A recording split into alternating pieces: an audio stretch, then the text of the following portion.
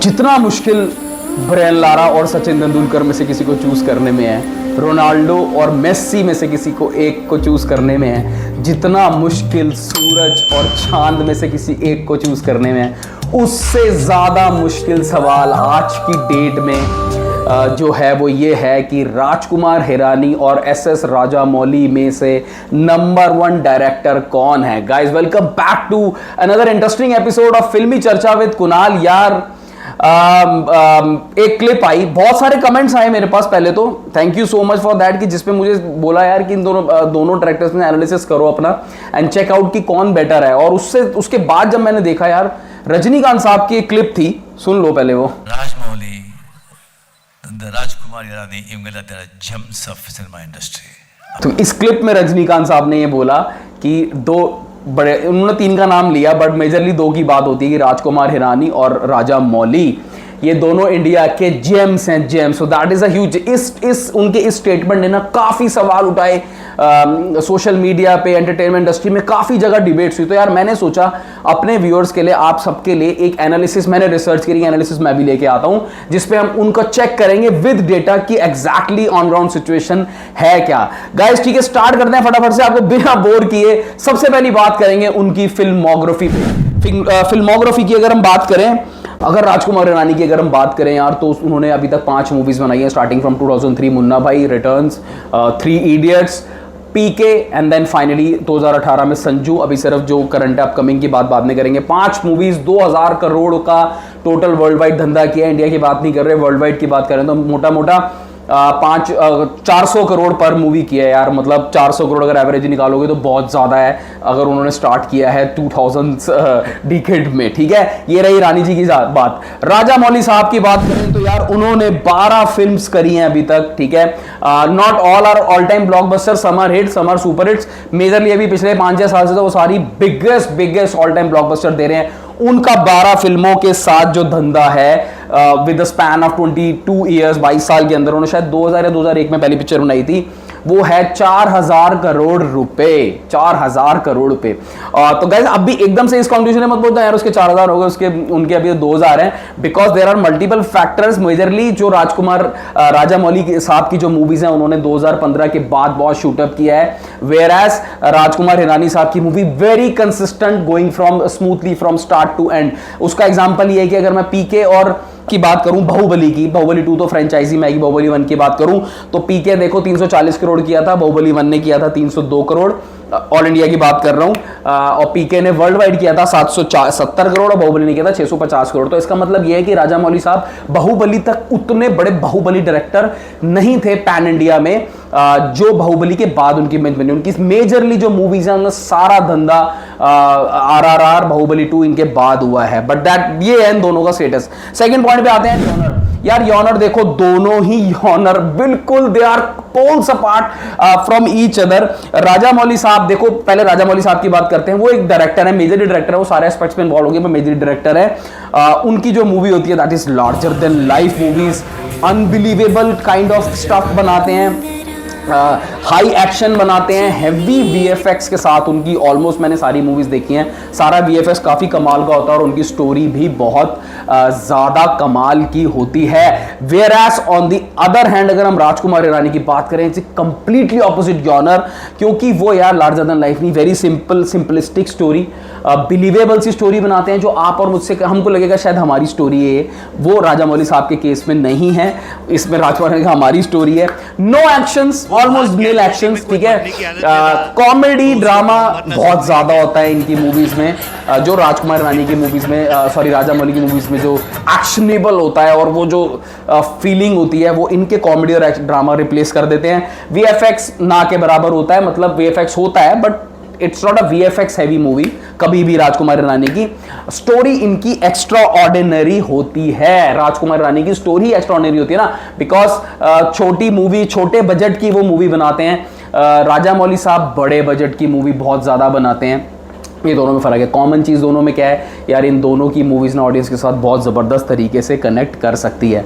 राजामौली साहब के right hand हैं उनके फादर राजेंद्र प्रसाद जो है स्टोरी पूरी वही लिखते हैं। हैट्स ऑफ सर, आपको बहुत जबरदस्त स्टोरी लिखते हो। राजकुमार हिरानी का राइट हैंड है अभिजात जोशी, जो होते हैं यूएस में, इनके साथ इनकी बड़ी जबरदस्त जुगलबंदी है। इन्होंने आई थिंक सारी मूवीज में इनके साथ काम किया है, तो ये एक बात है। अच्छा, अब थर्ड टॉपिक पे आते हैं, वो है भाई अवार्ड्स। लेट्स सी किसके कितने अवार्ड्स हैं और कितने इनको एक्लॉट्स मिले। राजा मौली साहब की अगर बात करें तो इनके अवार्ड्स ना 20-25 हैं, ठीक है।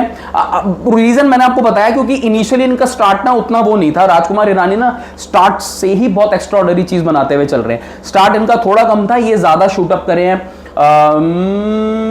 मक्खी वक्खी से करें और थोड़ा मागाधीरा से भी करें, मेन बाहुबली से इनका पहचान है। ये तो 20 से 25 इनके अवार्ड्स हैं, बड़ी बात है। इनके पास नेशनल अवार्ड्स 3 हैं, नेशनल अवार्ड्स 3 है, Baahubali 1, Baahubali 2 and RRR। RRR is a international movie, right. मैं उसको इंडियन मूवी बोलूंगा नहीं, उसको बहुत सारे राजा मौली साहब को इंटरनेशनल ऑनर्स बहुत ज्यादा मिले हैं, बहुत ज्यादा एप्रिसिएशन मिली है from directors globally that's a huge thing.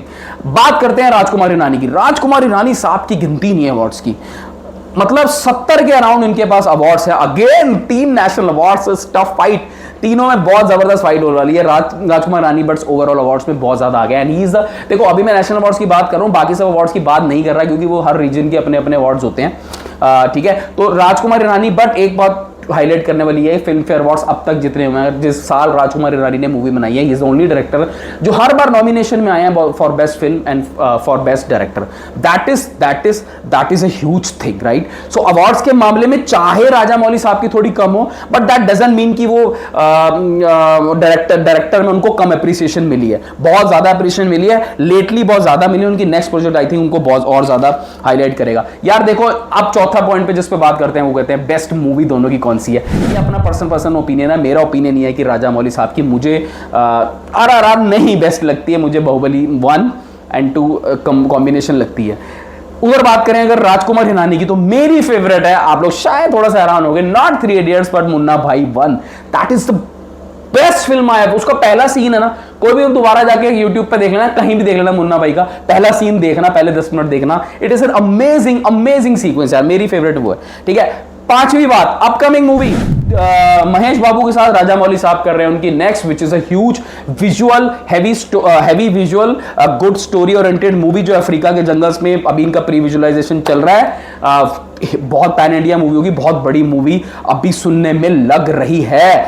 बात करें राजकुमार हिरानी की, तो नेक्स्ट मुझे बोलने की जरूरत नहीं है भाई, it doesn't need an introduction यार। Dunki with the greatest superstar not only in India in the world, Shahrukh Khan साहब डंकी के साथ इनके साथ आ रहे हैं। The best combination, high expectation, extremely good concept, just we can just wait and watch. तो दैट इज मतलब अभी बहुत एक्साइटमेंट है इनकी अपकमिंग मूवी के बारे में भी। अब यार फटाफट से बात करते हैं कंक्लूजन पे। भाई देखो, मैं एक बार चीज बताता हूं, मैंने वोट कराया था, पोलिंग कराई थी अपने चैनल पे, 10,000 मैसिव, मतलब मेरे चैनल के हिसाब से 10,000 वोट्स पड़े हैं, जिसमें से 89% लोगों ने कहा कि राजकुमार हिरानी इज नंबर 1, 7% ने कहा राजा मौली इज नंबर 1, और कुछ जो बचे कुछ उन्होंने कहा we can't answer, and massive comments उस पोल में आए हैं। तो ये एक बात है। दूसरी बात ये है यार, देखो राजा, एक फैक्ट्स बता रहा हूं, उसके बाद आप डिसाइड कर लेना कि क्या है क्या नहीं, मुझे कमेंट में भी करके बता देना कि आपको क्या लगता है। यार राजा मौली साहब ने ना खुद राजकुमार हिरानी के बारे में बोला हुआ है कि यार मैं जितनी भी बड़ी मूवीज बना दूं, पर राजकुमार हिरानी के सोचने के रीच को ना मैं कभी भी पकड़ नहीं पाऊंगा। I can not even shoot a single scene what Rajkumar Hirani tries to think. Rajkumar Hirani की एक चीज मैं आपको बताता हूं, जो इस वीडियो आई थिंक बहुत टाइम से मैंने देखी हुई क्लिप, बट मैं कभी बताने का मौका नहीं मिला। राजकुमार हिरानी ने अपने एक इंटरव्यू में एक बात क्लियरली सी कही थी कि because he is editor, right, he उनका एडिटिंग का बहुत बड़ा रोल रहता है मूवी में। उन्होंने एक बात कही थी, यार देखो एक सीन है फॉर एग्जाम्पल जिसमें ना आपको ये दिखाना है कि एक बंदे का केले के छिलके के ऊपर पैर पड़ा और वो फिसल गया, that's it's a kind of example दिया, फनी सीन ऑन दी, मतलब बैठे बैठे उन्होंने बात बताई थी अपने इंटरव्यू में। उन्होंने कहा अगर मुझे इसको एडिट करना हो ना, मैं पता क्या करूंगा, मैं पहले बंदे का चेहरा दिखाऊंगा, फिर केला दिखाऊंगा, ठीक है, फिर फिसलने से पहले एक बार फिर बंदे का चेहरा दिखाऊंगा, और फिर जब वो फिसलेगा ना आपको ज्यादा हंसी आएगी, बिकॉज आप उसके एक्सप्रेशंस को ना फॉलो कर रहे हो, उस बंदे की फीलिंग के साथ चल रहे हो। ये छोटी बात नहीं है, दैट्स मैं सुन के, I am not into film making और समथिंग, बट आप सोचो किसी का दिमाग किस माइन्यूट लेवल तक गया हुआ है। That is a beauty of Rajkumar Hirani. Same goes with Rajamouli sahab, यार एक्सट्रीमली बिगर विजन, बहुत बड़ा बिगर विजन है उनका। जो सीन्स वो दिखाते हैं ना, जैसे आउट ऑफ वर्ल्ड स्टोरी, दोनों बहुत बढ़िया करते हैं। कमेंट करके बताओ यार, आपको क्या लगता है इन दोनों में से बेटर कौन है? ये दोनों में से कोई भी बेटर हो यार, हमारे इंडिया की शान है ये दोनों लोग, ठीक है। सो चलो, Jai Hind, tata, take care, bye bye. मिलते हैं अगली वीडियो में कुछ और बातों के साथ। अगर सब्सक्राइब नहीं किया तो फिल्मी Charcha with Kunal, take care.